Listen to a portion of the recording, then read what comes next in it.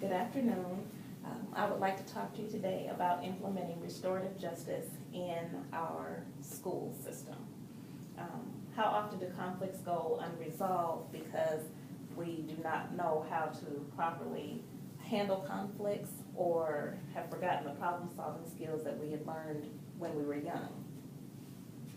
Typically, we are taught how to problem solve in grade school.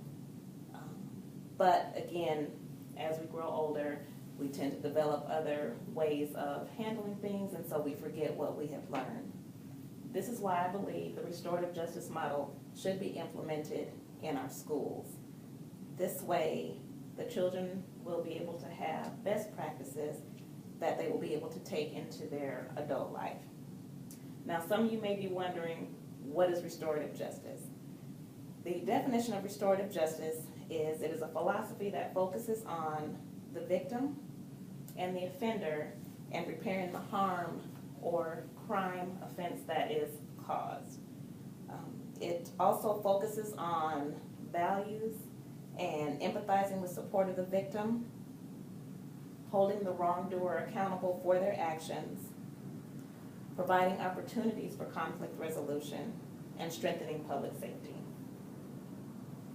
Although the initial definition focused more on crime, you are able to apply this to any type of offense that causes harm to someone. I found an example in 40 cases of restorative justice where there was a group of teenagers, young boys, 16 years old, that were in an altercation. The 16-year-old was expelled from school, and upon returning, the situation was not resolved. Therefore, other students attacked him when he returned to school. If the restorative justice model had been implemented before the group even had a chance to retaliate, the group would have had to have sat down.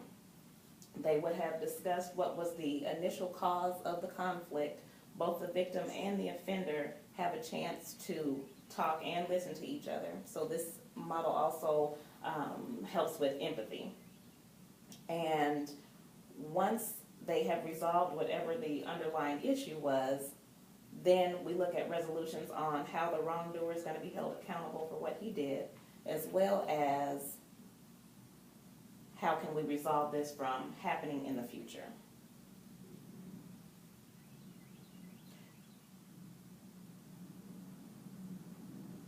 One thing that we want to look at is how can we apply this to the school system.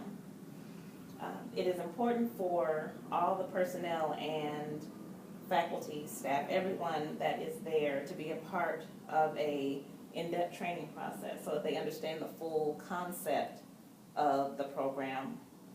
It's also important for them to be a part of the developmental process, so that way everyone has input on how the program will work best for the school. And when developing the program, you want to make sure that they focus on ways to prevent future instances from occurring. Typically, when the restorative justice process is developed, they will create what are called peer juries, which is what it sounds like, a jury of your peers that will be able to listen to the instance, what happened, and be able to provide suggestions of how to fix it, and again, prevent it from happening in the future. They have what's called circles, which is again the offender, the victim, and other people that were involved, whoever may have been involved, able to sit down and talk about this. And then also through mediation and conferencing, which usually would include a faculty or staff member and the affected parties. So once you use these forms of restorative justice in the school, you'll be able to see the benefits. And the benefits are you have safer schools, safer communities. The wrongdoer, again, is held responsible, but it helps them to address the underlying issue of why the initial conflict happened. Restorative justice offers an alternative to expulsion and suspension, and what students are learning at school, they'll be able to bring home and share as well.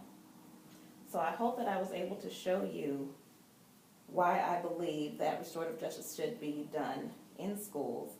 When disruptive behavior is punished through expulsion or suspension, the child is further alienated.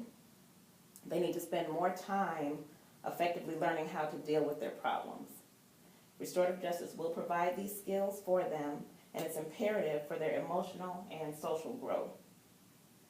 If these skills can be learned as a child, then they'll be able to carry them into adulthood. Thank you for your time.